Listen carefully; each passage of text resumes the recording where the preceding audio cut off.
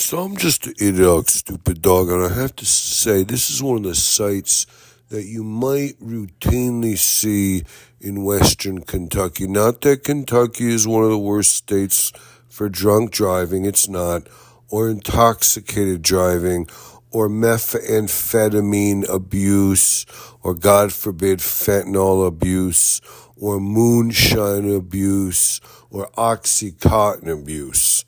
It's not.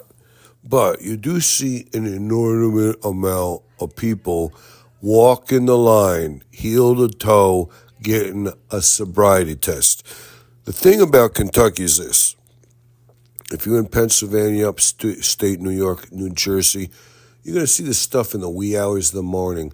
It's almost always dark when you see somebody getting a field sobriety drunk test situation before they might get the breathalyzer situation. In Kentucky, you almost always see it in midday, usually sometime around lunch, usually sometime around 11:30, to be honest with you. That's the big difference between the Kentucky field sobriety drunk tests and the rest of the world. Usually you see them in the wee hours of the morning.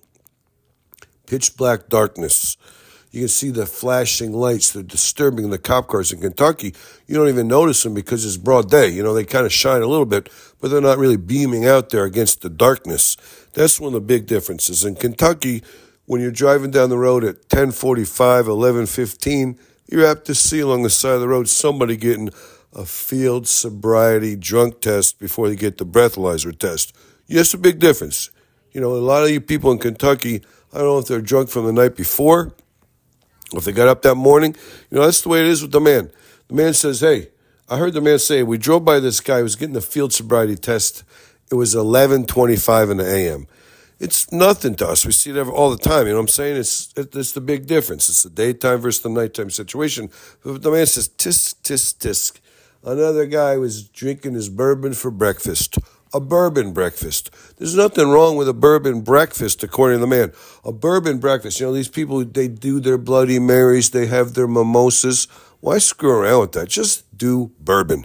Bourbon breakfast. It's like if you have breakfast dinner. The man looks at me and says, we drove by this drunk and he was staggering. And look, the cop was reaching for his baton.